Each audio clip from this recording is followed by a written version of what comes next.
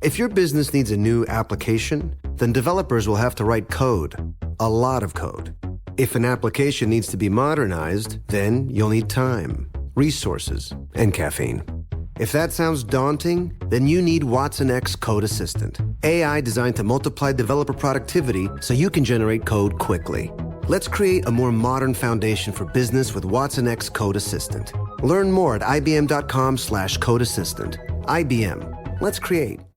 During the summer when the weather gets hot, I can only imagine how much time you plan to spend outside with friends or alone on your couch with that AC blasting. AT&T 5G and home internet keeps you connected, so you can enjoy all the summertime vibes, whether you're sharing pics from a rooftop, video calling your friends from an outdoor concert, or streaming your favorite show, episode after episode. So, stay connected to your favorite people and your favorite things with AT&T 5G and home internet. AT&T 5G requires compatible plan and device. Coverage not available everywhere. Learn more at att.com/5G for you. Quick programming note at the top of this episode. I completely butchered Steven's name, and I am sorry about that in the intro. And by this time, the intro's all recorded, etc., etc. So I just kept it in there because I only mispronounced him once. But his name is Steven Christian. I know that now, and I apologize profusely to him. But yeah, Steven Christian from Anne Berlin.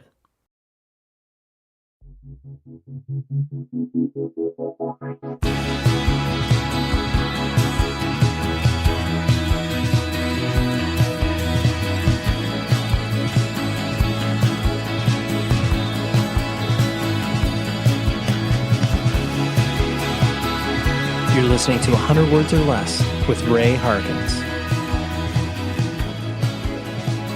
What is happening, everybody? Welcome to yet another episode in which we dive deep into the world of punk, hardcore, indie rock, emo, metal, whatever it is you want to call it.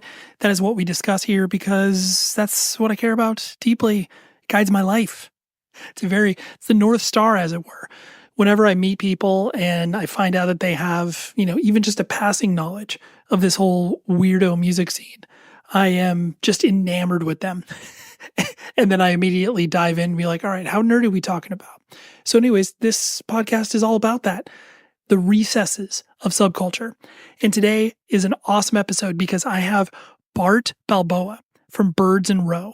If you are unfamiliar with Birds in Row, they are a French hardcore screamo, I don't know, just aggressive music band.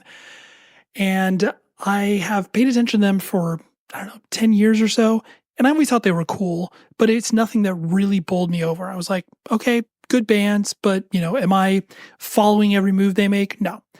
But it wasn't until this last LP of theirs called Gris Klein that I just became obsessed with them, where I was like, dude, hearing where the band came from and then what they're doing now, I just love watching bands explore the sounds, grow up, play their instruments better, whatever it is that they're doing as they progress.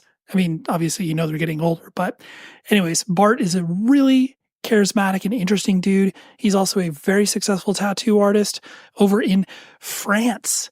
And I felt very sophisticated and cultured speaking to him because obviously he was speaking with the French accent. And, us dumb Americans are always perplexed by people who are like, wow, you learned a whole different language just to communicate with us. And I asked some really dumb American questions. So, you'll have that to look forward to. But let's talk about the ways that you can support the show. For one, I will always respond to emails sent into 100wordspodcast@gmail.com. Love to receive any and all feedback, whether it's music you like to share, guest ideas, all that sort of stuff. Inbox is open. You can also leave a rating and review on the Apple Podcast page. It helps the algorithm trap all that info and then spit it out to the world to be like, you need to listen to this podcast. And then on top of that too, you can also leave a rating on Spotify if you listen to it on there. You can also follow this show along on YouTube. I publish the episodes there on a weekly basis. It's an easy way to interact because, that's a great algorithm for recommendation engines. How many rabbit holes that we've probably all been down on when it comes to YouTube. So love that. And there's a link in the show notes where you can follow along with that. And then also I've been doing weekly recommendations, which I'll dovetail on to in a moment. But there's a playlist in the show notes where you can follow along to all of the updates I put on there. Basically, I had a mission this year where I was like, I'm going to share a new piece of music I've tripped across. It doesn't have to be like new. It can be something from many years ago that I just discovered. But this week, I am thrilled to share this EP that just came out from this band this is what I love about the digital music ecosystem. So the band is called Outlander. Their new EP is called Orbit. They're from the UK.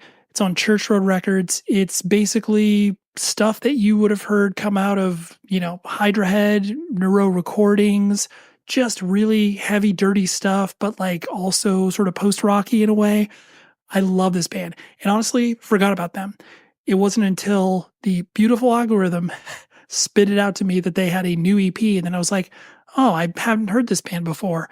And I go back and I'm like, oh no, I'm following them. And I listened to this EP that they put out in 2022, like religiously. And I just forgot about it. And that is, what happens in this day and age where we're trying to keep so much stuff in our brain. But anyways, the name of the band is Outlander. The EP is called Orbit. I wholeheartedly recommend all their music. If you like anything, heavy, thoughtful, pensive, 6-7 minute long songs, you will be dialed into what they're doing. And shout out to Church Road Records. I love what they do. They create such a cool atmosphere and vibe with the label, and they really, care about the music they put out. I'm not saying that other record labels don't care about it, but when you get that nice curation where you're like, I'm going to listen to anything that this label does. Church Road is one of those labels. So anyways, that's what we got. Let's talk to Bart Balboa from Birds in Row. What a gent. Let's go.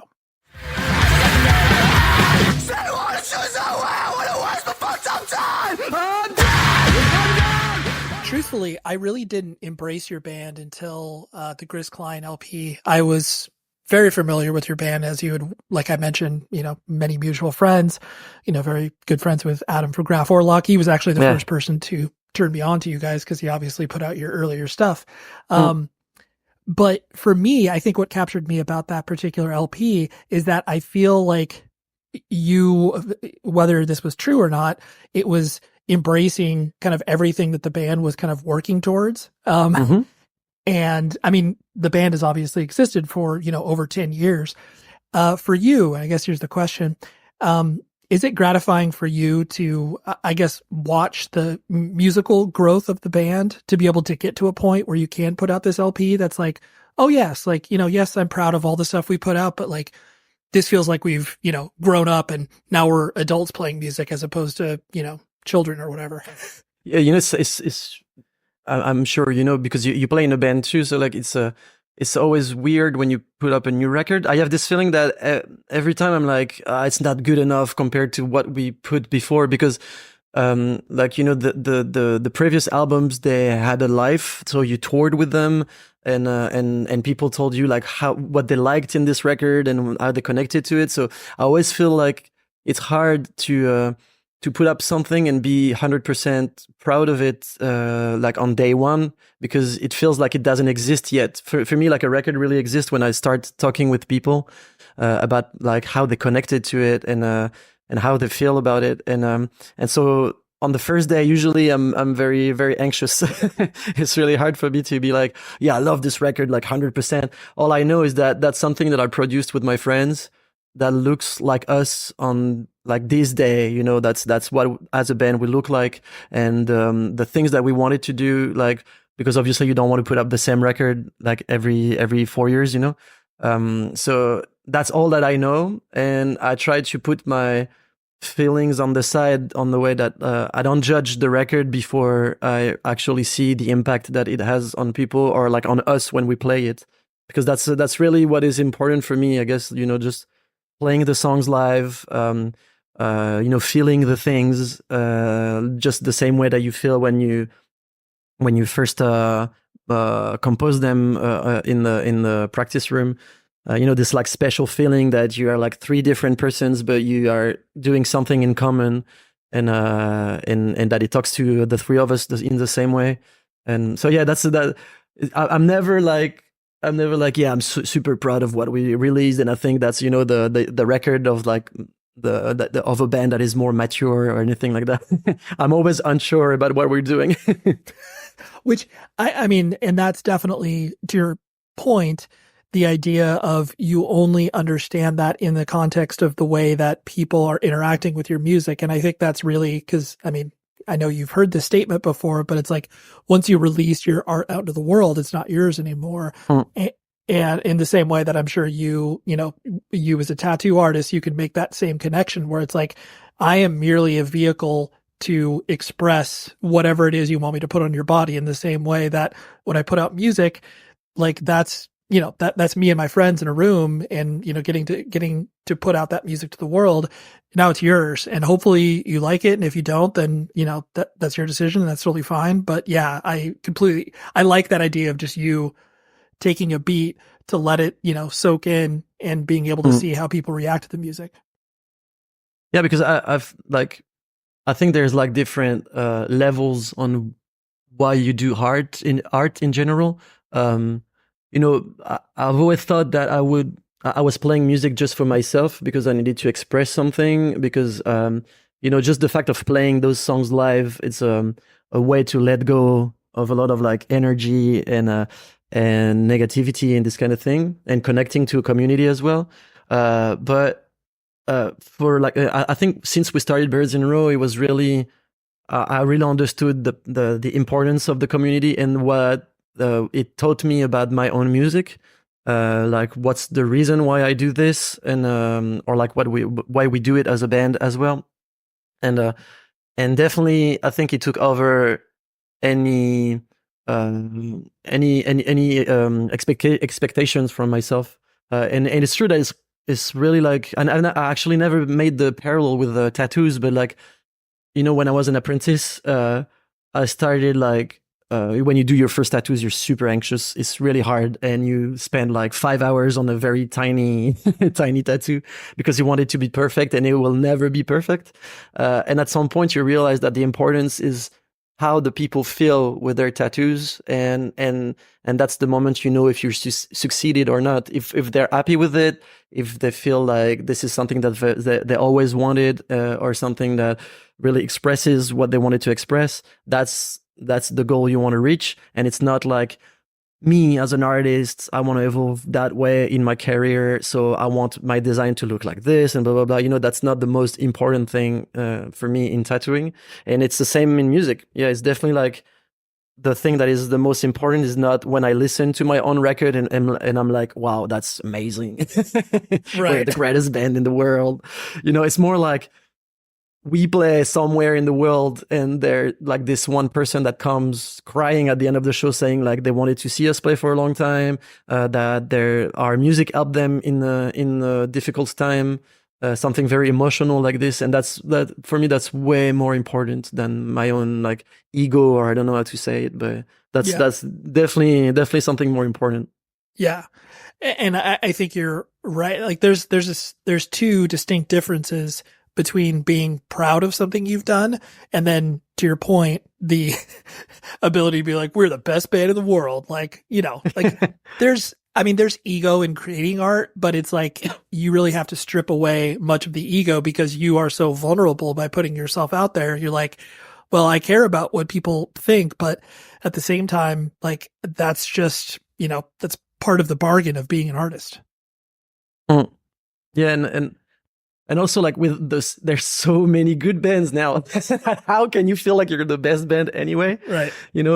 It's like, I don't trust the hype for like, telling me who's the best band or whatever, because I don't really think it that way, like in a competitive way or something like that. But I think internet is very humbling.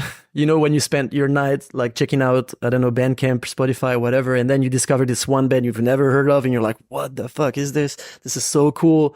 And how you can, have this kind of feeling listening to music, and at the same time feel like you're the best, and putting yourself like on top of everyone. That's something that is, that I've always had a hard time understanding. It's I don't know how to say, but it's I'm never, yeah, as I said, I'm always unsure about what we're doing and if it's the right thing, if it's good or not. And I only trust the people who come to our shows, who talk to us. And even though you still have an ego, because you need some ego to go on stage in front of people, Yep. but still, I feel it's really weird when I see people being very, very sure of themselves, being like, we're the best fucking band and blah, blah, blah. Because Right. those people exist, and it's good for them. But I'm like, how can you be like this? I mean, like, there's so many good shit in the world. And that's something that you didn't produce. So Right. how can you put yourself on top of everyone?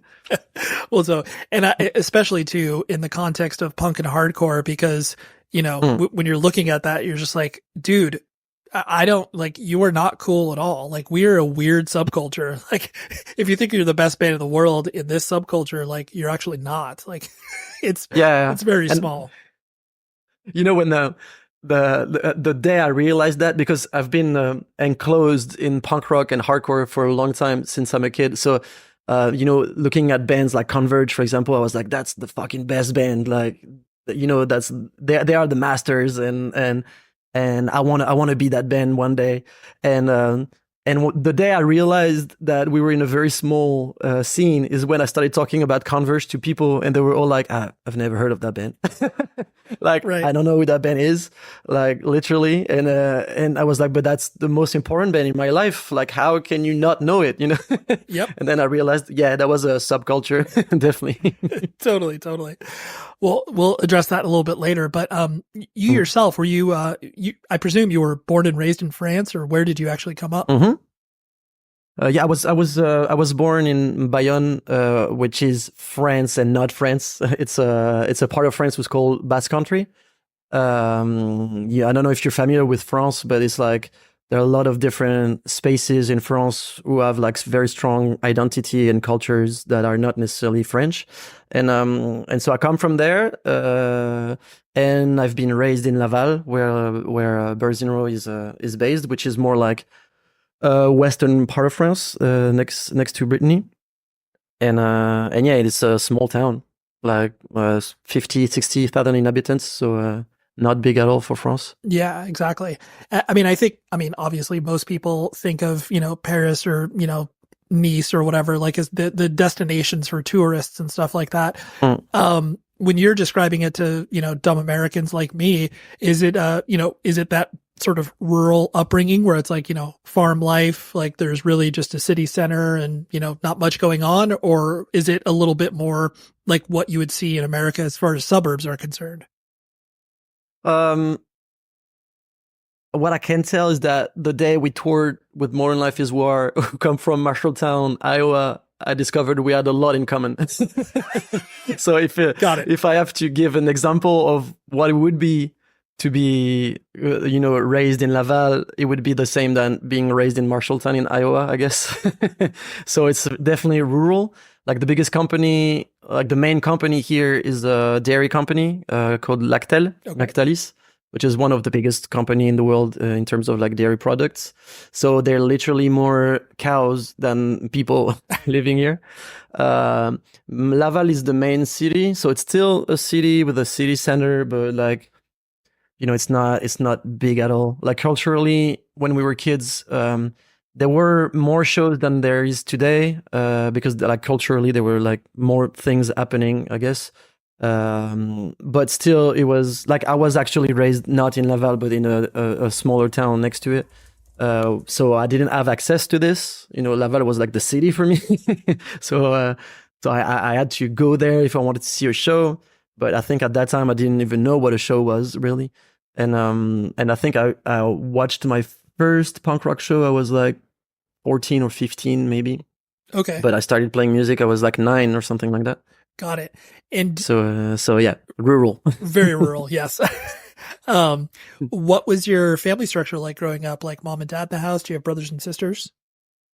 Yeah, I have my two parents are still together. I have an elder brother who actually introduced me to music. So my parents would always listen to music. My dad was like a huge Bob Marley fan and like Dire Straits and this kind of like dad rock thing. And my mom was a lot into U2 and some French singer, like singer-songwriter things. And music has always been part of my family. We would always listen to music.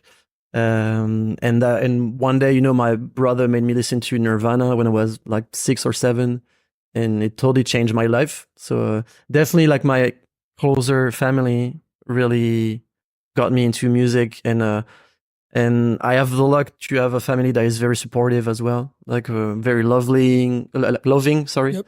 very loving and lovely too, and very supportive. So I'm that lucky guy that has nothing to complain about his family, Yeah. Which I think that is, even though there's a lot of, arguments and, things that you can get in with your parents when you start to get into this weird subculture, it's usually like, I think the thing that your experience, and I mean, truthfully, my experience and many other people's experiences, is the idea, like, when the parent is excited about seeing their kid excited, and it's like, even if they don't understand it, it's like, okay, well, as long as it's not harmful, like, this is something I just have to support, because there's no way, like, can you only imagine if your, family or your parents were like, Bart, you can't go to shows, and be like, what do you mean? Of course I am. Like, you're going to go no matter what. Yeah. Yeah, no, and I never had, I don't know how you call it in English, but when you're a teenager and you have like this, fight with your parents, I've never had this era in my life. I've never lived this because I've always been doing my things in my, also like the fact that in my family there were some, like one of my uncle was a bassist, and he played in band, a little corner of the house in the corner of the world, kind of. And my parents were always like, they trusted me. So that's something that I don't think that it was too scary for my parents, really. They knew what it was, it's not, it doesn't mean that you are gonna, I don't know, go with the wrong people, take drugs or whatever. It doesn't necessarily mean that. So they were very trusting me a lot. The only thing was like, okay, you want to play music, but keep on studying.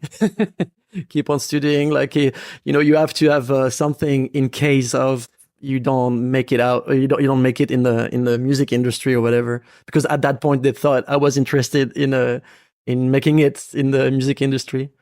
But You're the idea, especially, I mean, I'm sure you've experienced this, when it's like, you talk about, tours to your average civilian or what have you, they have no context for it. And you're just like, yeah, I got in a 15-passenger van and I was hanging out with my friends, and they were just like, you're not on a tour bus? Like, you're not trying to make it? And it's like, no, what does that mean? Yeah, even more like when you tour Europe for the first time, because, in Europe, it's very, that's the normality to tour in squats and places are considered sometimes illegal, and so like most of the time we toured with Birds and Row in Europe were in those spaces, and that's something that people don't know and they don't understand necessarily. So they're like, wait, you mean like you're playing for like 3 drunk guys?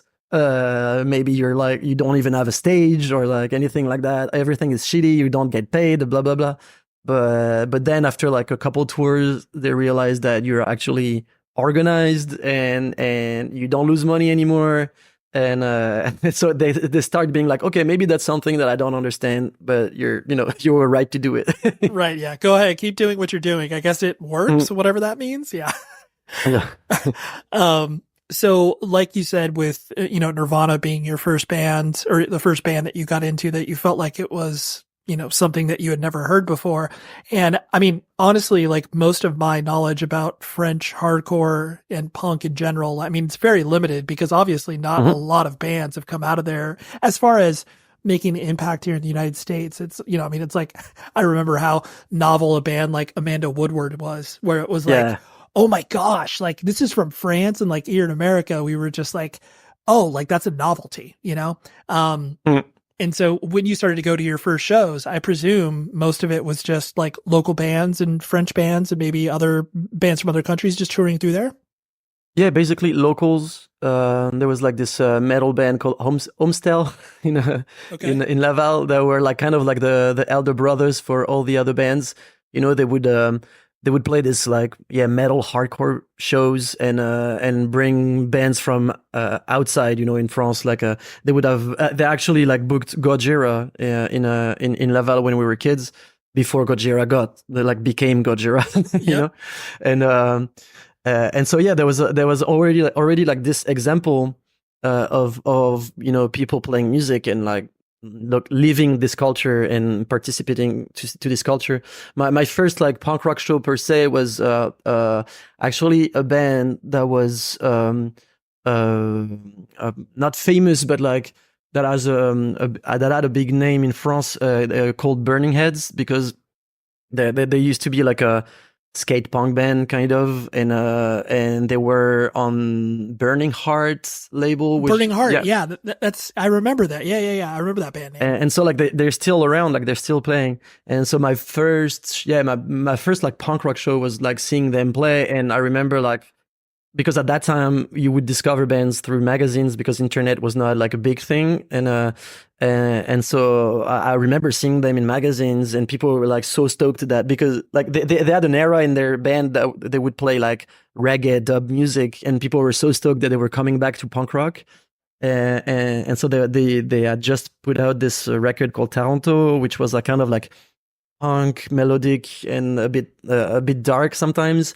And so I was like listening to it a lot, and when I saw them play, I got to talk to them, and it made me realize like the proximity you can have with the artists you like in the scene.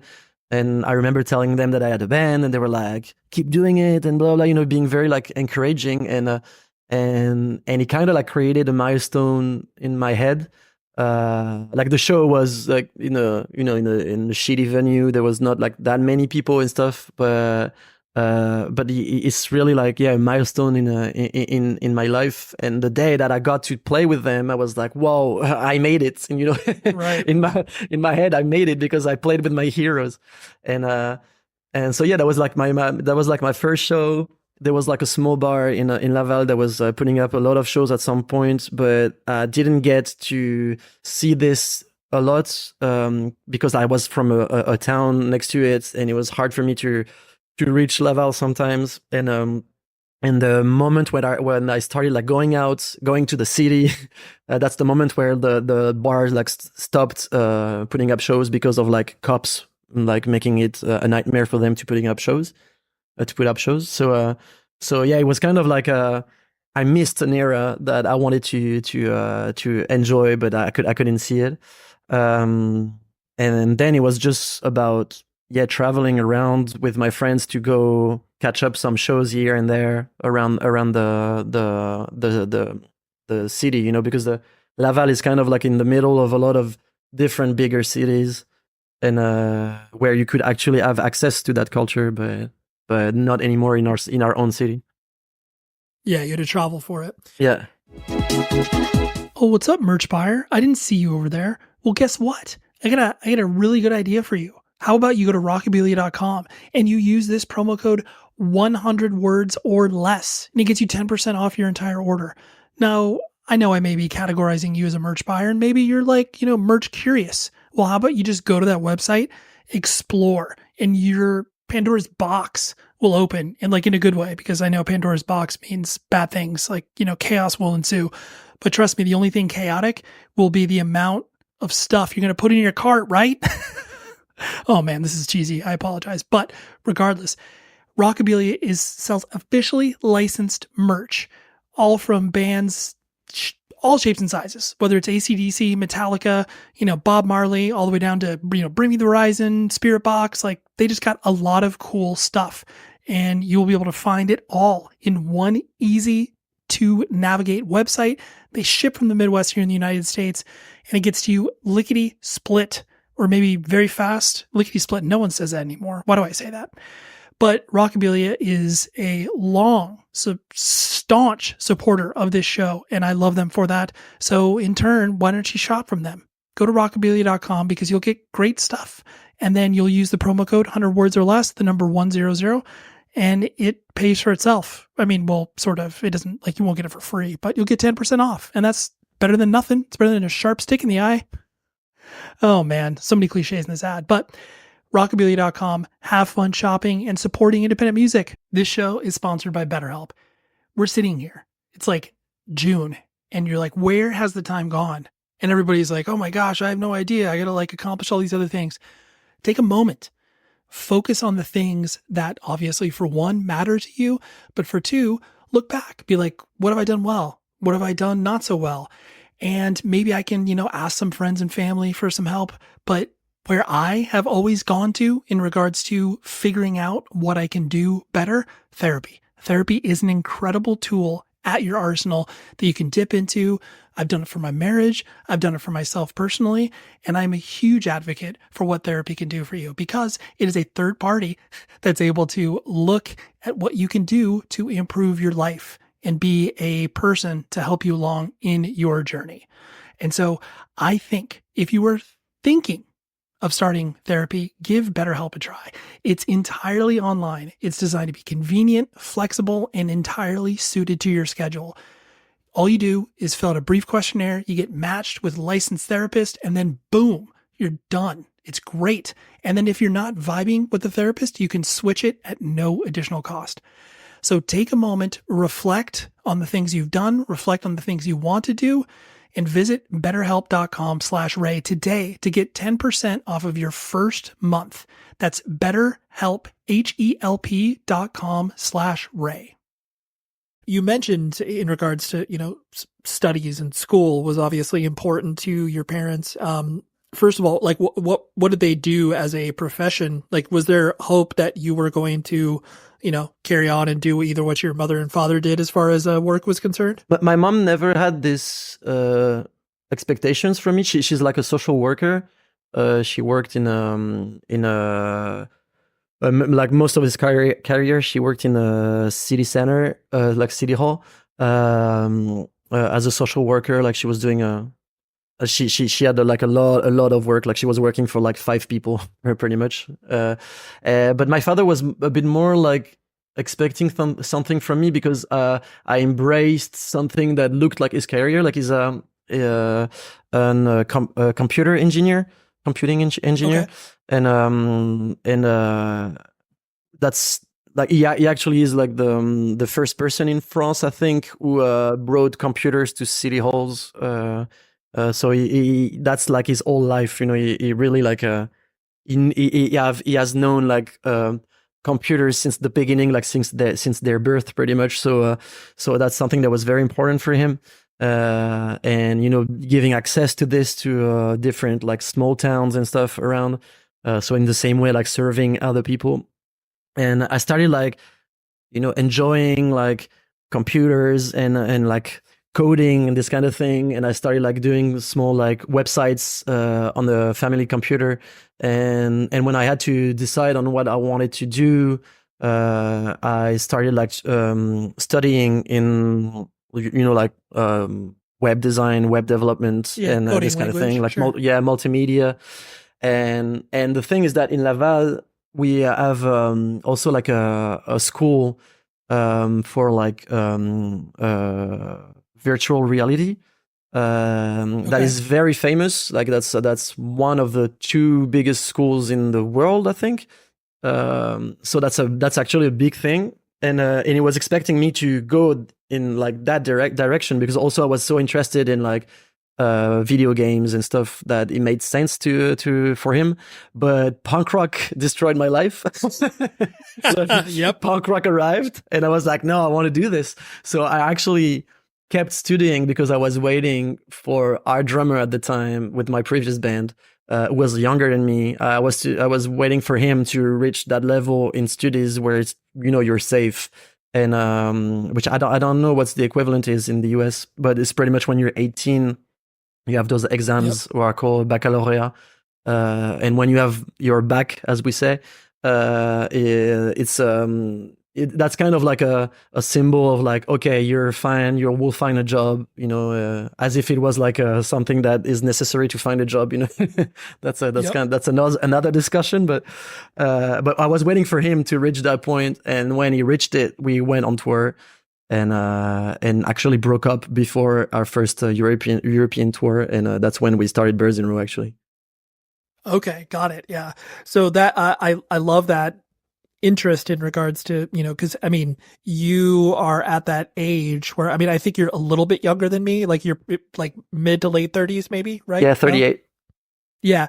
And so I think you and I are, I mean, I'm 43, and we're like that last generation that experienced, pre-internet and post-internet, but like just the advent of, online chat rooms, and like the fact you could have this world at your fingertips, especially when it came to punk and hardcore, and being like, I can go on the Revelation Records message board and like all these things, like, the Bridge 9 board or whatever. And so I like your interest in, being able to probably see these communities, especially video games as well. So were you primarily I guess a PC gamer, or were you doing, consoles and stuff like that? Consoles. I was a big PlayStation fan. Got it. Yeah. But like I never got actually the computer I'm using right now is my first gaming computer, and I bought it like 4 years ago, I think 3 years ago. So so I got late. So you're still a gamer. Still a gamer. Yeah. Oh, yeah. Like more than ever. Like I think COVID really got me back into this old addiction. It's so funny because once you have that in your life, it's so crazy because even though the controls may change and like certain, like obviously graphics and technology improves, it's so easy. Even if you haven't played a game in like 10 years to be like, oh, I can play Mario Kart again or whatever. You're like, I know that. It's like using a bike, you could like not use a bike for like 4 years, but still when you take a bike one day for some reason, you will know how to use it. And it's the same for like games, Yeah, totally. And so when you started to, because, Birds in Row, and I mean, you as a person, I know you are, I mean, the band is very staunchly, DIY, and you obviously have, political thoughts and feelings. And I imagine some of that, like, again, this is my ignorance of, the French punk and hardcore scene in general. Was there a lot of like political messages within the bands? I mean, I know Amanda Woodward, I mean, keep using them as an example, but like, that was obviously just, traditional screamo. So they weren't, I mean, they were talking about some political issues, but was that something that you were exposed to as well, that you gravitated towards? Yeah, the thing in like France never had like a hardcore scene, like in the 80s or like 90s, like not as big as you would find like in any other country in Europe, I guess.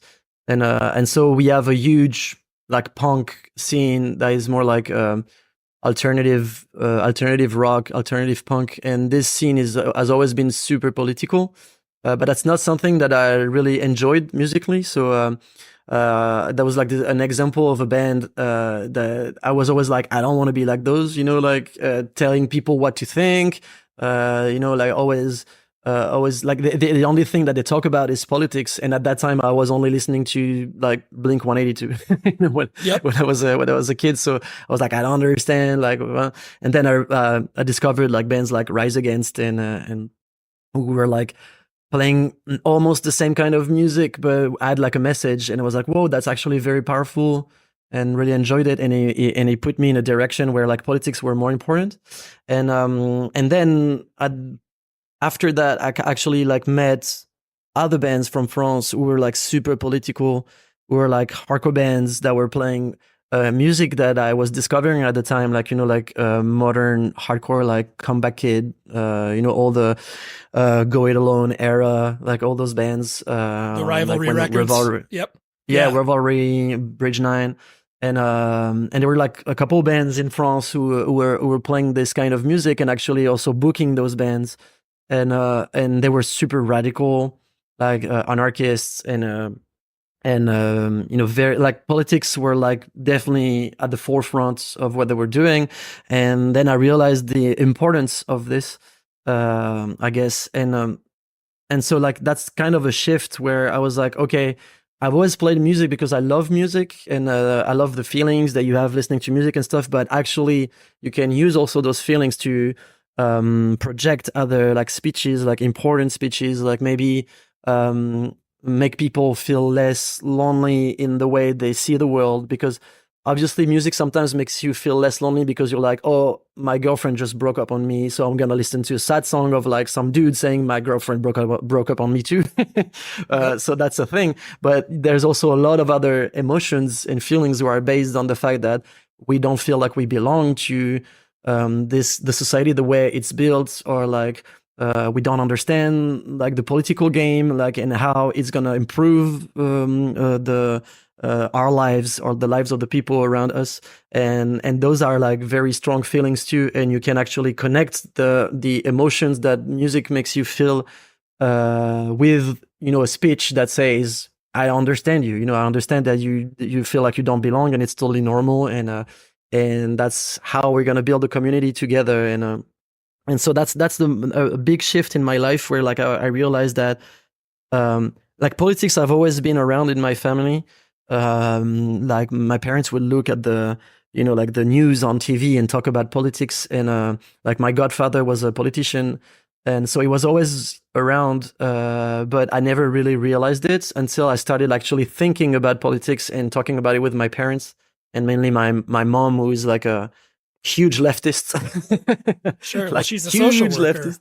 Yeah, she's a social worker. She's always been like she's always been on the extreme left side of the political spectrum, like coming from a family who was like a unionist and communist, and so that's something that's always been around me. And I think I kind of like based into when I was a kid without realizing it, and when I started like seeing bands talking about topics that really resonated with me, probably because I had those conversations or like heard my parents have those kind of conversations, it really clicked with me, I guess, and that's the moment I really got more interested in politics, even though I don't consider myself like a militant or anything like that. It's just I like to think that that's the shift where I got into politics and started to care more about all of this and what I wanted to bring as a speech to the people who would listen to our band.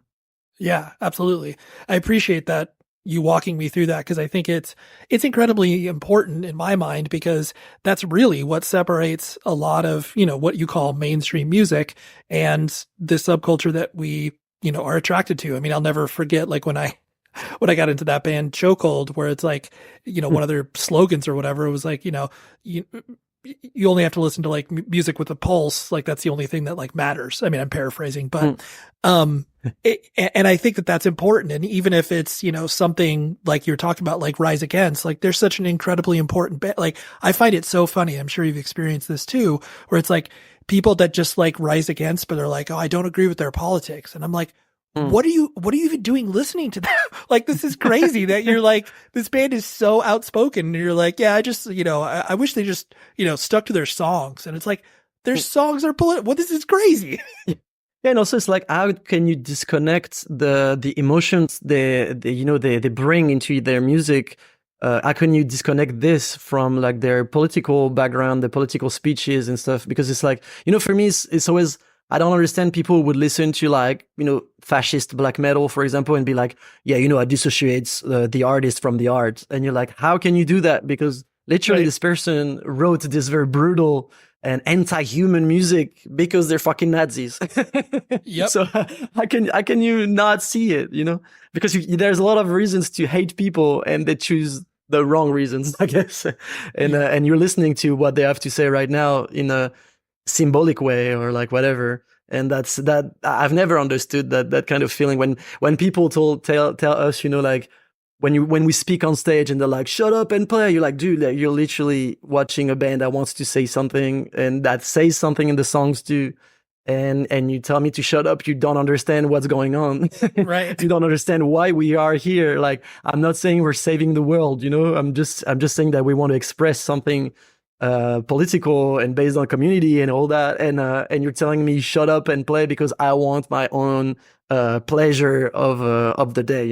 It's kind of it's weird. It is. Well, it's like yes, of course, there's a component of entertainment in everything that we do, but really, like you said, you're missing the point where it's like there is so much involved in these small, sweaty rooms that you can't just boil it down to like, oh, I'm just here for entertainment. It's like, I mean, yes, I guess you could, because hardcore and punk is arguably the most popular it ever has been. And so you're going to get people who aren't, well versed in what this whole thing means, but it doesn't mean that you can't get up there on stage and do it. Because arguably that's exactly the way that these kids are going to, find out about the, more politically charged or message oriented bands. Yeah. And also, like, who does it harm when a band says stop racism, on stage? Right. Totally. Who does it harm? It's like, I'm not like doing a fucking Zig Heil on stage or whatever, like that's something you have the like deep right to say, fuck you, stop doing that. Like that's because obviously it's harmful and it's dangerous.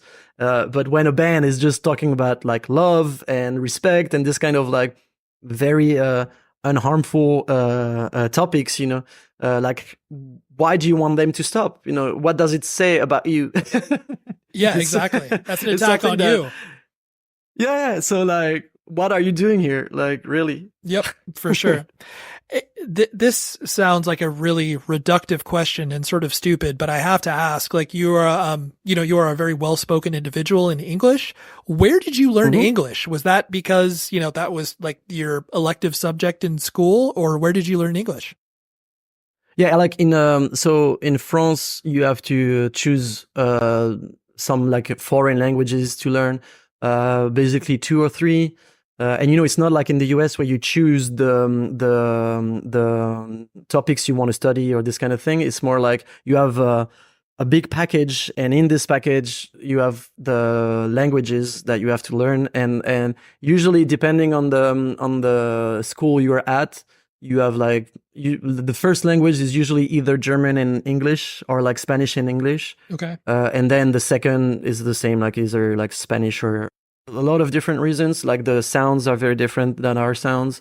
There's like also a kind of a shame, like when you start like speaking English very well, or German. So usually you start with English, but it's very hard for French people to learn English. So I've always been good. I've always been good in English. Also because I was always like watching DVDs of like American bands and I don't know, listening to American and English music, and so the sounds were maybe more familiar for me. And then the day I really actually started like using English and learning English is when we went on tour. So I was already like a bit fluent, but I really learned on tour and like interacting with people, because obviously in Europe, we don't speak the same language with most of the other countries, so you have to use English to interact with people, and that's when like when we were on tour, like every 2 weeks we were speaking English all the time, and like I also like had partners, like girlfriends who were like German, for example, and so we had to interact in English too. So that's the moment where where like English entered my life for real. And when you start actually thinking in English, which is weird, it's or dreaming in English. That's when it becomes very real. Yeah. Wait. You like heavy music too?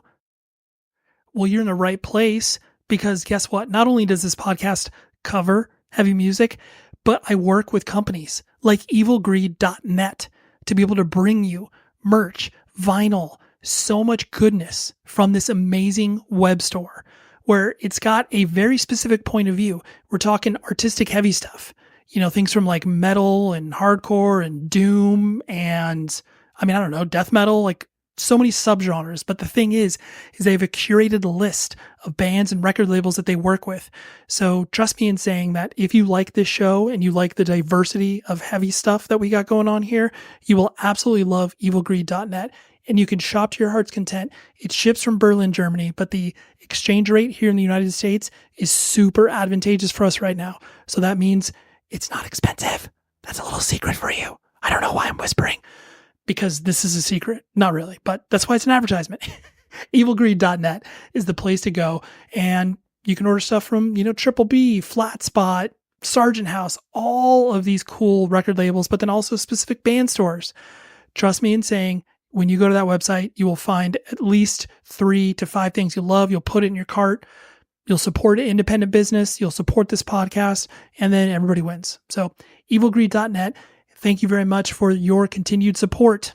Enjoy all your favorite sports like never before at BetMGM. Sign up using code CHAMPION and receive up to $1,500 back in bonus bets if you don't win your first bet. When you register with BetMGM, you get instant access to a variety of parlay selection features, live betting options, and the best daily promotions in the business. And with BetMGM at your fingertips, every play and every game matter more than ever. Remember to use code CHAMPION and receive up to $1,500 back in bonus bets if you don't win your first bet. Place your money line, prop, and parlay bets with the king of sportsbooks today. BetMGM and GameSense remind you to play responsibly. See BetMGM.com for terms. 21 plus only, Virginia only. New customer offer. Subject to eligibility requirements. Rewards are non-withdrawable bonus bets that expire in 7 days. Gambling problem? Call 1-800-GAMBLER. Promotional offer not available in Washington, D.C.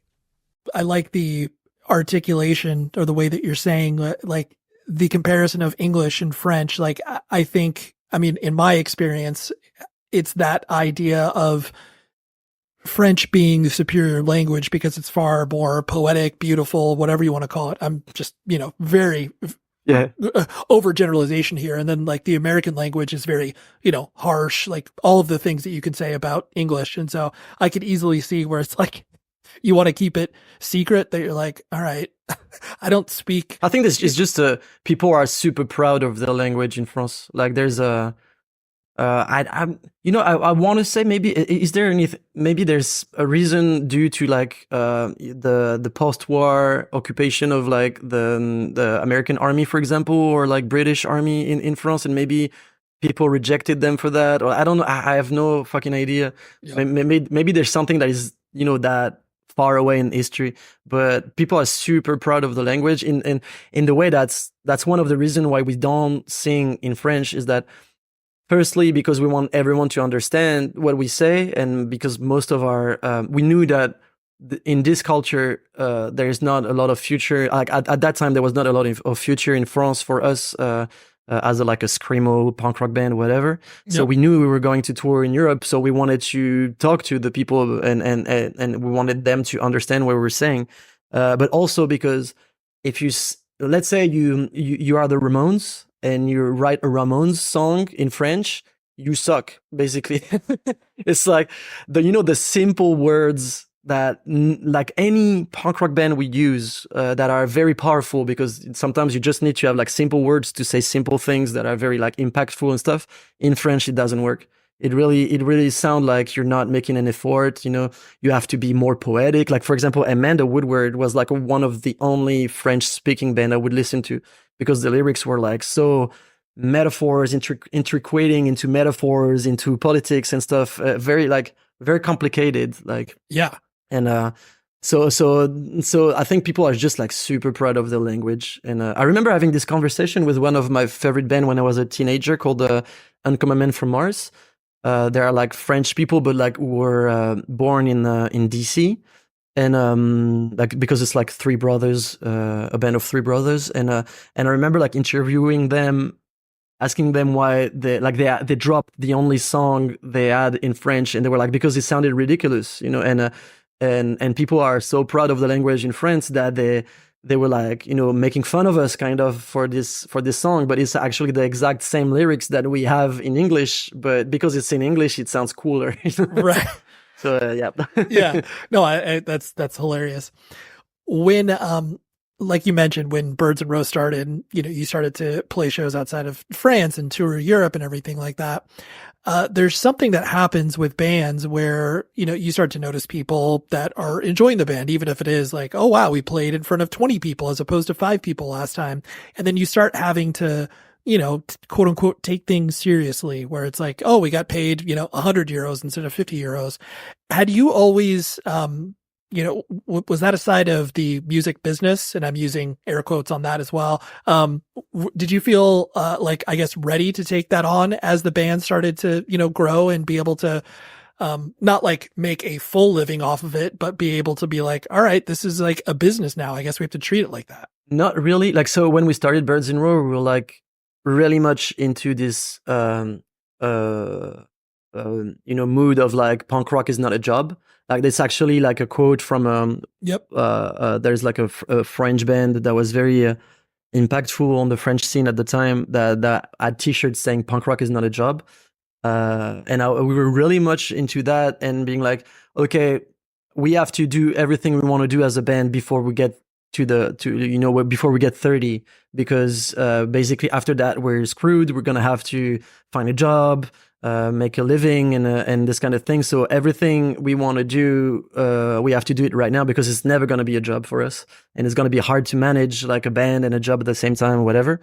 And even though in France we are very lucky to have like a special like status when you're a musician, that basically like that's what we are now with Birds in Row, like as professional musician, is like you are paid when you're not playing music as if you were unemployed. Like when you lose your job and you get unemployment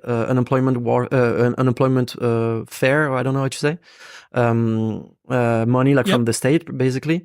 And so we have this status that is like, if you play 42 shows who are declared, then the rest of the year you're fine. You have like a minimum wage, but you don't have to you don't have to bother too much, and which is crazy. Like I guess but for most of the American bands, when I talk about that, they're like, what the fuck? Like, not to interrupt your train of thought, but I'm so glad you brought this up, because I think it is, I mean, Canada has something like this. Like basically every first world country has this program that, I mean, yes, of course it's diminished over time, but yeah, America, it is like the most foreign idea of the fact, like, wait, you're going to pay this stupid punk rock band like minimum wage or what? Like it doesn't, like, we would never ever get that in any world. And so like, I love it. I mean, that's what, obviously it's like the entire black metal scene of Scandinavia. That's why it's like, Fenris from Dark Throne, like he's worked in a record store for like 20 years or whatever. He's never had to have a quote unquote job. And it's like, yeah, but anyways, I just love like the minimum standard of being like, you need to play this many shows and then you're considered a professional musician. Yeah, I'm super, how'd you say? Thankful, grateful. Yeah. No, yeah, of course. But also I really look up to the American bands who work so hard because, most of the bands I met, they were like so sure that was the way they wanted to live, being in a band on tour and stuff, that they go through all this shit and sometimes for their whole career, because sometimes you just, you don't make it and you have to play forever and not get paid well. And so you have to come back and be like a bartender or anything like that. I'm really like looking up to those people. Like it's really impressive for me. That's passion for sure. Right. And that's something that we've lived that way until like, I'd say 5 years ago, where it was like, I don't want it to be a job. I don't want to be paid for that. So I will become a tattoo artist on the side. So when I don't tour, I actually work as a tattoo artist, and our drummer at the time would work in factories and this kind of thing, for example. And it was very, very tiresome. So I know the feeling, of like not making money with your band but still like being passionate enough to keep on doing it. And so yeah, when we started like Birds in Row, it was no goal. We just wanted to play music and meet people and be part of the culture that we love. And the more we got people at shows, the luckier we felt. But at the same time, we were not like managing money or anything like that. It was more like, okay, can we pay the bills for the tour? That's cool. Okay, and now we maybe have a little bit of money on the side to like press merch for like print merch for the next tour or something like that, and so we can pay in advance or whatever. But it was always like very tight on money. So it was, yeah, I don't know. I never felt about building a career. I've never thought about it until very recently. I was always more like, I have to live this as long as I can, because we're super lucky that we actually have like, people being interested in what we're doing when we go to, I don't know, Slovakia or like there's like this American label who contacted us and we're like, what the fuck? Right. So it's it's really like a kid on Christmas Day, but every day kind of. So I discovered so many things on tour, and I kind of felt like that was the retribution, like discovering a lot of things about like, politics and about the way we could like manage a project in general, like how we wanted like deciding on how we wanted to be a band and all those kind of things. I kind of felt like that was the retribution that we had for all those years. It was not about money or anything like that. Yep. And but then you get old. Right. Well, and to your point too, it's just the idea like you don't know where your band is going to go. Like you're just operating off of instinct for so many years.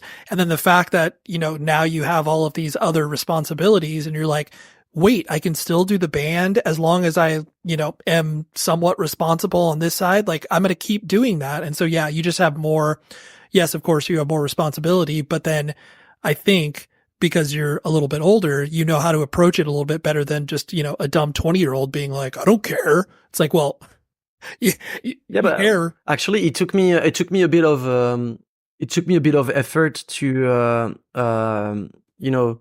deconstruct the things that I had built in my head, like that the fact that it was okay to get paid to play this kind of music, that all the very like radical ideas that I had been taught were not necessarily right. That if you are lucky enough to not beg for money, but just do your thing, and you have enough people at shows to cover your cost and this kind of thing, you should do it, because you're like one of the luckiest people on earth.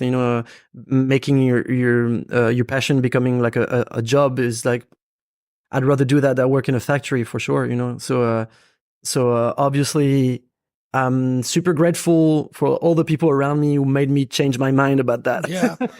Today. Well, and that's I am glad that you say that, because it does, like, all you get as you age, in my opinion, is perspective. And then you're able to balance, like, I'm not trading in who I was as a person when I was younger, but I just have a, more holistic picture of how this can all work. And so, yes, like, I deserve, because I'm putting in work, to get paid, whatever, 100 euros for this show because we drove, this many hours or whatever. It's like, yes, like that should be, a thing that bands experience. And I'm glad that you were able to get that built up.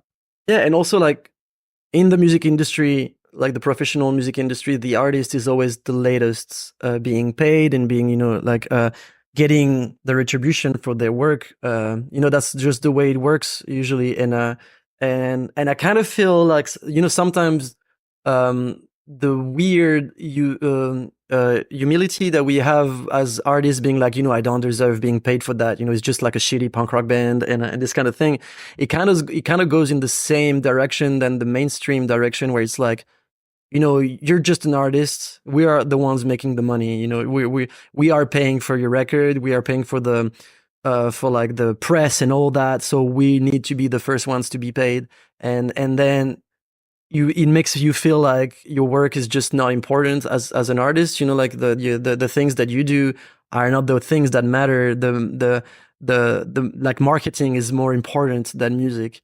And I think it's very anti-DIY to think like that. So I kind of like changed my mind on that thing too, because I was like, actually, artist matters, and as much as like the audience matters, because we are all part of the community, and that we're all part of like what makes this work and what makes it beautiful. But you are the ones, taking on your time to create music. You are the one taking on your time to book your own tours when you're a DIY band. You are the one driving overnight because you have like a fucking 10-hour drive to do. So that's all you putting up the work, and you need to acknowledge the fact that, if someone's got to get paid because there's money involved in all this, it's got to be you, priorly, I guess. Yep. Yeah, no, I agree. A few last things I wanted to hit on was, I know tattooing has obviously been a big part of your life for about 10 years, or have you done it shorter than that? No, like 11 years now. Okay. And that seems, I know a lot of people that are attached to punk and hardcore, like, end up either getting tattoos or obviously being a tattoo artist themselves. How did you get pulled in that direction? Was it just something that was interesting and you started to apprentice and then you liked it? There's no one in my family who was tattooed at all. So I had no, I had no like influence, from outside of my world. I don't know. But when I discovered like punk rock, all the bands were like heavily tattooed. Like I remember like watching the Distillers, like I had like different like posters of the Distillers on my wall, and they were all super tattooed. Like Blink-182 were super tattooed. Most of the bands, like hardcore bands, are super tattooed. Like Jake Banan is like super, like heavily tattooed. Yep. And so I think it's just, part like of the aesthetic that I embraced, and I didn't think about it as a culture of its own. I was just like, it's a punk rock thing being tattooed for me. I didn't realize that other people were tattooed as well. And one day, one of my friends got a shitty tattoo from like the shitty tattoo artist around here, and I was like, okay, maybe that's not for me. I looked at it, I was like, that's not cool. I don't want to have this like ugly thing on me. Right. But then actually, another tattoo artist arrived in town, a woman, and she started like tattooing the guitar player of my band, and we became friends, and we ended up like hanging out all the time together. Like when I was not on tour, I would be at the shop, just hanging out and discovering this whole culture. We would go to like tattoo conventions together, and at some point, people around me made me realize that maybe that was like a job for me, because I was always like drawing like flyers, merch, artwork for bands. I was not very good, but I was very involved in like drawing for bands and stuff. And I was always like hanging around in this like tattoo culture as well. And people told me like, why don't you become a tattoo artist? Because you don't want to live from music, so maybe you want to have a job that is not shitty on the side. So why don't you do that? And I didn't realize that's something that I could do. So I started like talking with my friend, like the tattoo artist friend, and I was like, I know you don't want to get you don't want to have an apprentice with you, but I really want to learn that job because I don't think I can do anything else really. Like it's hard for me. Like at that time I was like, doing like web development and like designs for like different companies, and it was like I hate it. Like I hate the feeling of working for a company, and like no, I don't recognize myself in this at all. So it was hard for me to just like find a job in this. So I had definitely no job. I was just going on tour and living with my parents. And so I told her like that's the only job I picture myself doing, and she was like, oh fuck you, like I don't want to have an apprentice, but because it's you I have to do it, I guess. And she was like, when do you want to start? I was like, let's tomorrow. I don't know. And she was like, okay. And the next day I arrived late, and she fucking like punched me. and that's how my apprenticeship started. And now it's like I definitely feel like that was, it made total sense. All like, the fact that punk rock and tattoos are so I don't know how to say, like they come together. That's two cultures that are very like intricated. And yeah, it's just the fact that it's art as well. Something that I'm like my own boss. And I have a special relationship with the customers as well, where like you start to become friends when you tattoo like someone like twice or like 3 times or whatever, and that's something that I can recognize myself into, because that's what I do with music as well. Like when we go on tour and we see the same faces, you start being you become friends with the people who come to your shows, and that's the same thing that I have with tattoos. So it totally makes sense now, but at that time I didn't know. Of course.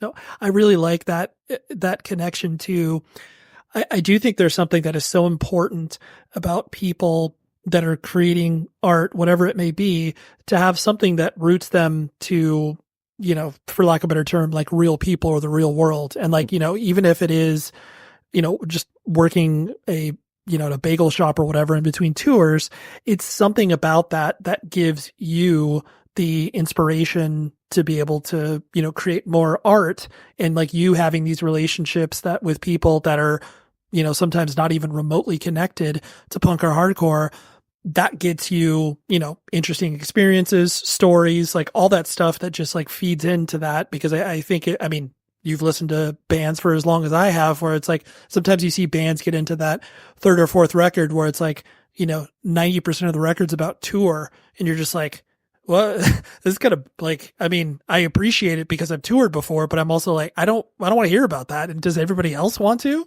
Yeah, it's kind of the risk when you become a professional musician, I guess, or like when your life is only about touring. Like, what are you going to talk about, and how are you going to be able to connect with other people? Because I felt that on the very first time we went on tour with Birds in Row, where it was like a 3 weeks tour in Europe, like very tiresome tour, and we came back and we were trying to explain to the people what we went through, and no one understood, and I really felt like kind of like rejected from my own friends at that time, where I was like, okay, I choose like a living path. On tour, you have to be part of the society that is around you. You have to work with people who actually are not band members. You have to interact with them, and I'm not parallel to other people that I don't see the connection. I'm not very good at being social in general, but tattoos really helped me to do that, because I have like,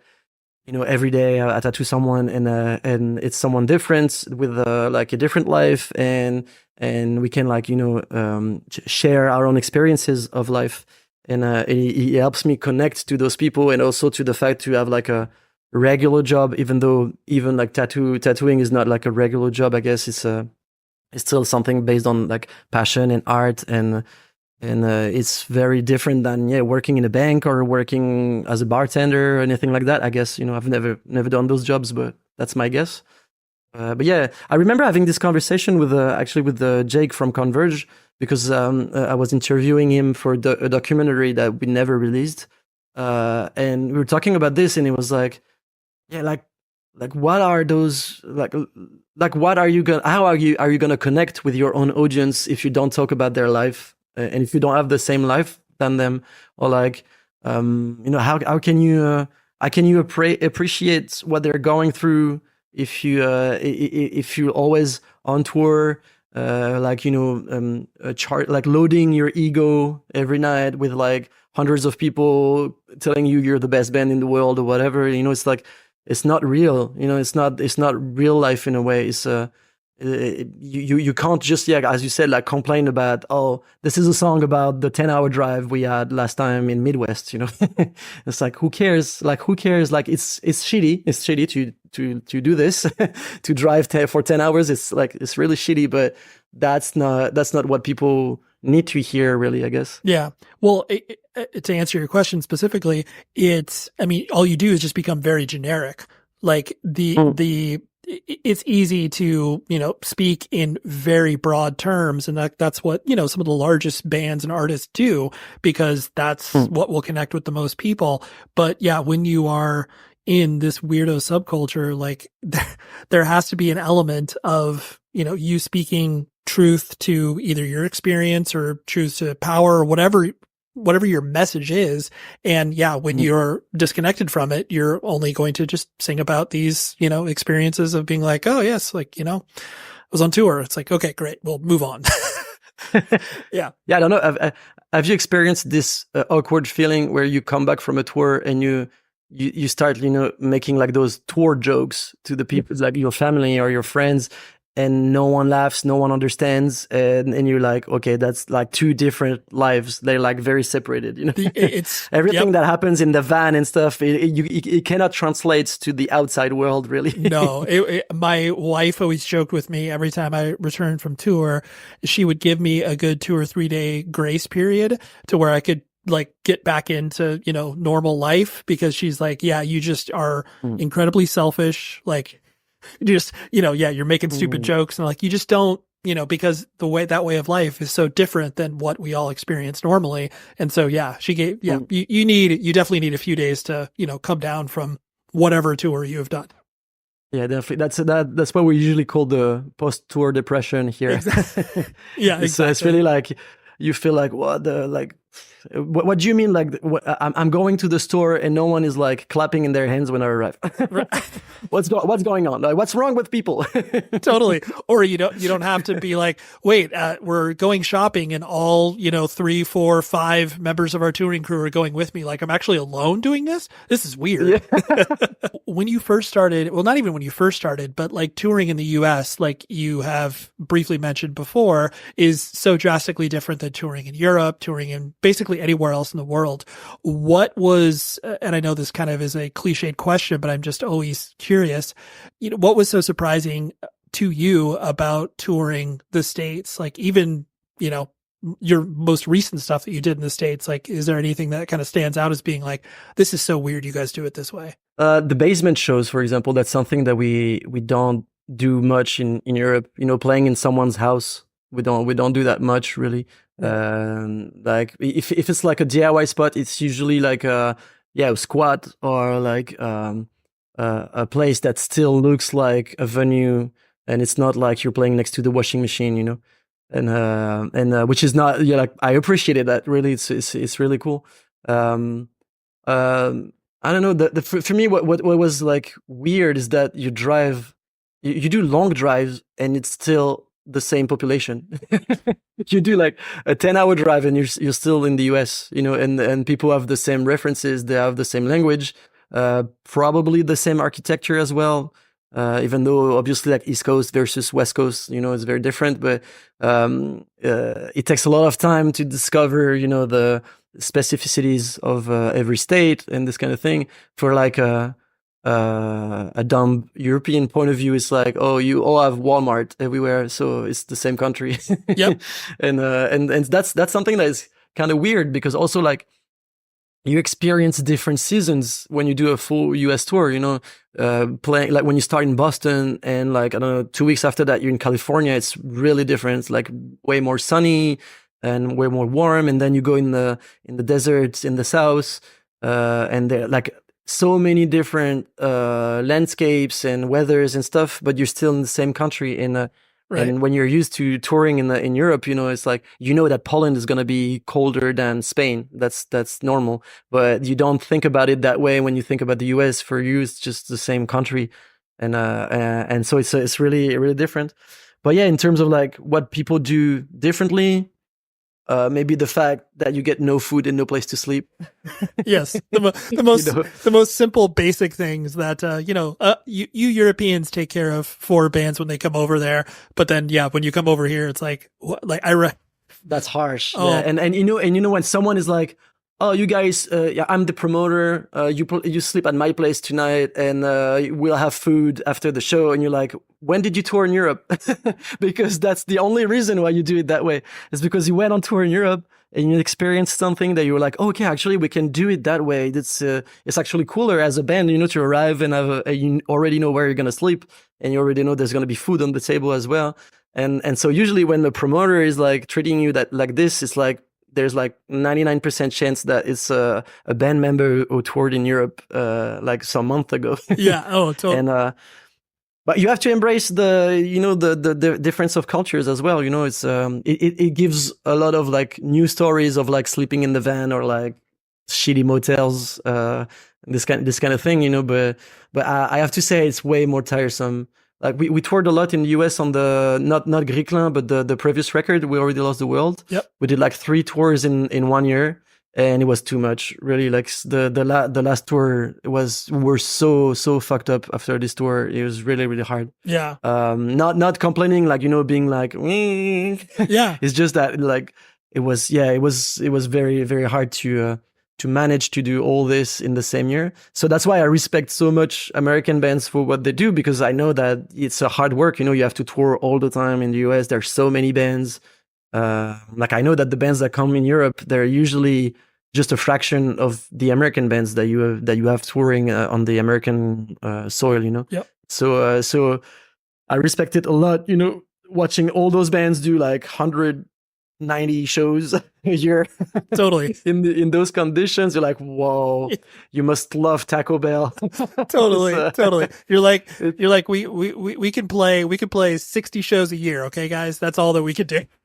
But you know, like the first time we went in the US, it was kind of a dream come true for us. You know, I remember like talking about it in a fanzine in France, saying that I was surprised that we arrived in the US and after 2 days, no cars exploded because it all looked like, you know, the movies that I'm used to watch since I am a kid, you know, and so I was like, what do you mean there's no one shooting or like there's no cars exploding everywhere? Because that's what I'm familiar to when I watch movies, you know, and so that was kind of like a trait of humor, but in the same way, I'm like, it's weird to arrive to a new country, but you're so familiar with the culture and the architecture and the language and stuff. It's kind of like it's a new country, but not that new for you, and so you already have the codes. And the fact that sometimes the bartender plays in one of your favorite bands, you know, it's like something that I don't experience much in Europe. You know, you're just like after your show and the guy is like, oh, nice set. And oh, you come from France. I toured there with my band, and you ask what the band is, and you're like, what the fuck? You play in this fucking sick band, what? And that's something that is very particular, I think, in the US, is that we listen to so many American bands that there's a good chance that when you go to whatever like vegan restaurant or whatever bar, there's like probably like one of those people working there is part of a band that you like or you have heard of at some point. So that's something that I don't experience much in Europe. But yeah, so like the first tours are like, I want to live in California. And then your stories of like, oh, you know, when I broke my legs, I'm still paying for that. And I'm like, I don't want to live in California anymore. Exactly. That whole we don't take care of our citizens thing, you know, that's a big turning off, you know, for us in America. The last thing I want to hit on, and this may be pretty random, but I know initially when you guys, you know, first started to come out and play, there was, you know, there was a shroud of mystery. Like you guys did not reveal your names and your, you know, mystery identity, as it were. What made you decide to be like, oh, we can step out beyond that because, you know, that's not as important as it was when we started? Or what was your mentality as you started to evolve that train of thought?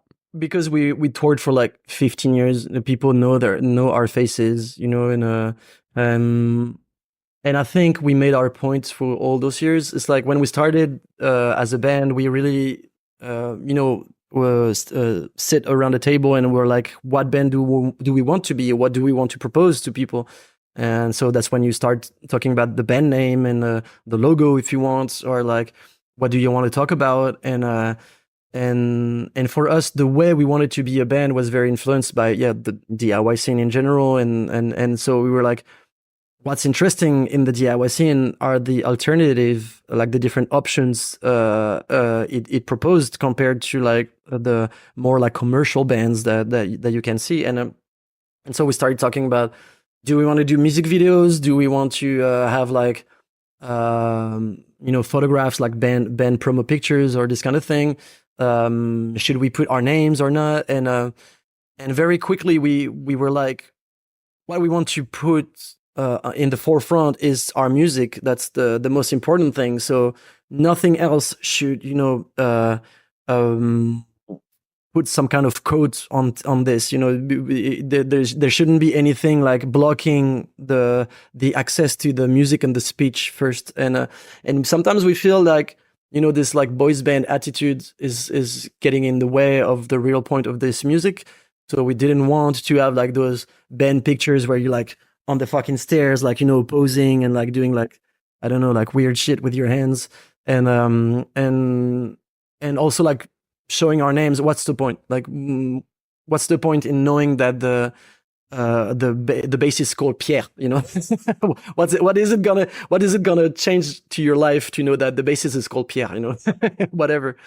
And so we were like, there's different ways to do that. Either you just don't give the information, or you do it in a mysterious way where it actually makes people think about why you do that. So we decided to crop our faces on pictures. So like people would be like, why do you crop your faces on pictures? Because we don't want to be a boys band. And that's when you start the conversation about why is it so important to know how like the musicians look like and what are their names and this kind of thing, when in this scene the most important is the community and the sound in general, like the music. So it actually worked well, because we, in every single interviews, people like started talking about that. And so that's something we did for this. We did the same thing with the merch, like where like since the beginning of the band, the merch is based on donation, so there's no price on the merch, and people decide what they want to pay. And it really helped us start a conversation with, like, you know, like in interviews or like just the audience in general, about what's the importance of merch for a band, like what's the, you know, the place of merch in our scene. You know, is it because it's cool to have like a Black Flag t-shirt, or is it cool to just give money to a band so they can actually go to the next shows and, you know, pay for all the fees and stuff like that? So that's the way we functioned at the band for a long time, and we still try to do like this. And for us, like, you know, cropping our faces on photograph, we're like, I think we made our point with that, and people don't glorify us or anything like that. Like, we don't feel like we're on pedestals as human beings, so it's cool. We don't have to do the effort of asking to the photograph to not show our face and this kind of thing. Right. Yeah. And I think you answered it perfectly. We're like, we've existed for 15 years. People know what we look like. We've made our point. Like, people, I mean, we played like 1,000 shows. Like, there's a good chance you've seen our faces, you know? Totally. You've seen our faces, and you can probably easily identify our names and who we are. And yeah, we don't need to hide behind this, but like, yeah, to what you were saying, it's just like, I so distinctly remember one of my favorite things that a band would do. There's that band Elliott from Louisville, Kentucky. They, on Revelation Records, like, you know, whatever, Midwest emo stuff, but this was obviously pre-internet, but they dressed up in like white shirts and ties and slacks, because they wanted to, like, as they were setting up equipment, they wanted people that were not familiar with the band to not just immediately assume, like, you know, cause whatever, you're seeing a guitarist set up an amp with a Madball shirt, you're like, okay, I can probably figure out what they're going to sound like. But they wanted to create this blank canvas. And I thought that was always so cool. I mean, obviously there's no way that you could do that now, but just that idea, I was like, yes, out of principle, this is what they're doing. I mean, I think they gave that up after one record or whatever, but to your point, it's the idea of being like, all right, we made our point. We're doing what we're doing. And like, now we don't need to do it anymore, and that's fine. Yeah. And also as a band, like, just, you know, the aesthetic of everything you do, like the same way that we decided to do all the artworks ourselves, sometimes working with a photographer here and there, but like always deciding on the artwork ourselves and working on this, because you know, the way you present your music is as important as the music itself, sometimes, in the way that if you, you know, if you're the kind of band of bros with no shirts on, it says something about what you're gonna say or like how you're gonna act on stage sometimes. But if you're like more like the kind of like timid, you know, shy emo guy, you know, just like looking at his pedals and stuff, it says something different. I guess, you know, it's all about the attitude and the way you dress in a way, but that's also like a very, you know, the boundary between this and the boys band attitude for me is very slim, very thin, but yeah, I understand what you mean by, you know, it's something that struck on you, I guess, with the Elliott, because yeah, it's for me, it's very important to present your band the way you want to present it as well, just like talking about the artwork in general. There you have it. That was Bart Balboa of Birds and Row. Their most recent LP, Griskline, so good. They also just recently put out a split with a band called Coil Guns. Man, I love that thing too. Total collaborative EP. They record 3 songs for this thing, and you could tell that they wrote this together. And I love when bands put their, collective creative energy towards something. And oh man, so good. But anyways, if you, for whatever reason, been like me, you've been on the fence about Birds in Row, just listen to the last LP, Chris Klein, that came out on Red Creek Recordings, I think. It's the Cult of Luna record label, which, again, I'm obsessed with. Well, not again, but I'm obsessed with. Let's just put it that way. But yeah, listen to them. And thank you very much, Bart, for your time. Love to connect with people internationally, because it's great how much this music scene means to so many people in all corners of the world. Anyways, next week, talk about range. That's why I love this show, to be able to speak to a person like Bart from Birds in Row one week. And then how about Ace Enders from the early November? I don't know about you, but the early November was inescapable during the, aughts and probably tens, I would call it. I mean, I don't know what these eras are called, but the early November, great emo, indie rock bands, pop band, whatever you want to call them. I've always respected the work that they've done, and Ace has been a force of creativity. So when I got the opportunity to pick his brain, I did. And he is such a thoughtful dude. I had a really, really good time with this discussion. So Ace Enders from the early November. That's what's going on next week. Until then, please be safe, everybody. The show is sponsored by BetterHelp. Trust me in saying that no matter who you are, mental health challenges can affect you, and how you manage them can make all of the difference. That's why everyone should have access to mental health support that meets them where they are and helps them get through. BetterHelp provides online therapy on your schedule. It's flexible, simple to use, and more affordable than in-person therapy. Connect with a licensed therapist selected just for you. Learn more at betterhelp.com. That's betterhelp.com. Toyota is the best resale value brand for 2024, according to Kelley Blue Book's KBB.com. So choose Toyota and enjoy the confidence that your vehicle will retain its value. And check out the legendary redesigned Land Cruiser, spacious Grand Highlander, or adventure-ready RAV4. Find out more at buyatoyota.com. Vehicles projected resale value is specific to the 2024 model year. For more information, visit Kelley Blue Book's KBB.com. Kelley Blue Book is a registered trademark of Kelley Blue Book Co., Inc. Toyota. Let's go places. What are you looking for in a new smart TV? 4K picture quality? High quality and immersive sound? A sleek design? All of those are givens, but only the new Roku Pro Series has all of those and the Roku streaming experience, an award-winning OS. Get fast, easy access to all your apps like iHeart, where you can stream all your favorite music, radio, and podcasts all day, and regular all-inclusive trips to Roku City. The new Roku Pro Series, a smart TV built by the streaming pros.